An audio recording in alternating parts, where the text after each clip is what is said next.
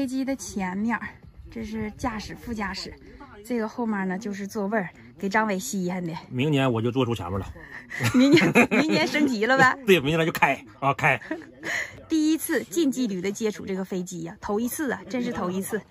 哎呀，别说还挺好，挺宽敞的，比想象的好，因为没坐过呀。对。身后的这架飞机呢，是今天主要来给我们林业局这个林场主要山上这种红松树嘛，就接松塔这种树来给打药的、除药害的。看这个大飞机是真的好大呀！这个飞机的底下呢，就是药罐啊，就是装药的。你看它这些小喷头。左边一些，右边一些，这些喷头呢，就是到时候飞到天上的时候准备撒药的，往树上撒药的。左边和右边呢，一面一个喷头，看多些哈，密密麻麻的小喷头。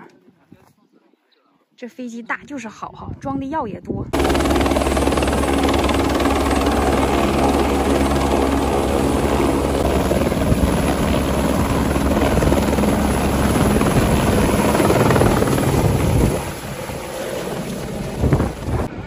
走了，去喷药去了。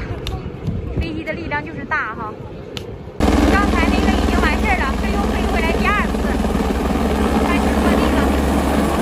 忙活了一小天啊，时间真不抗混呐！从早上5、6点钟到现在已经是5点了，终于打完了。我们打的这个药呢，是给松塔打药，不是说给松塔打药，是说松塔这么点儿的时候呢，因为它在里边会生虫子，这样呢防止它树生虫子，所以就把这个虫子提前给它杀死了，也是为了松子儿以后到秋天的时候呢结得多，有个好的收成。今天连打药带这个飞机给我们打的呢，总共花了将近得8万左右吧，还没算账呢，只是大概的一个账。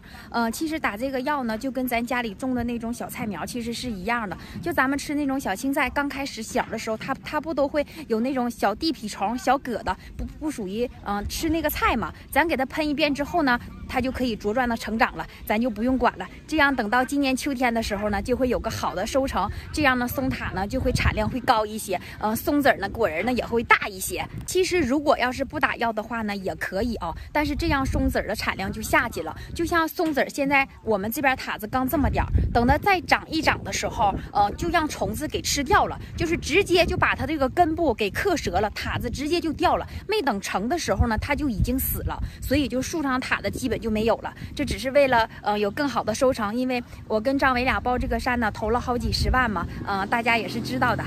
祝愿我们秋天有一个好的收成。只要努力就有收获，是不是？他呢又采了那么多的微菜，还没干活呢，赶紧吃饭，吃完饭回家好继续撸菜呀。这期视频呢就到这儿了，喜欢小雪的给小雪留个关注。我们这边也下雨了，干点啥都不容易，我相信只要你努力，只要你认干，永远都错不了，对不对？好了，拜拜了，喜欢我的给我留个关注吧。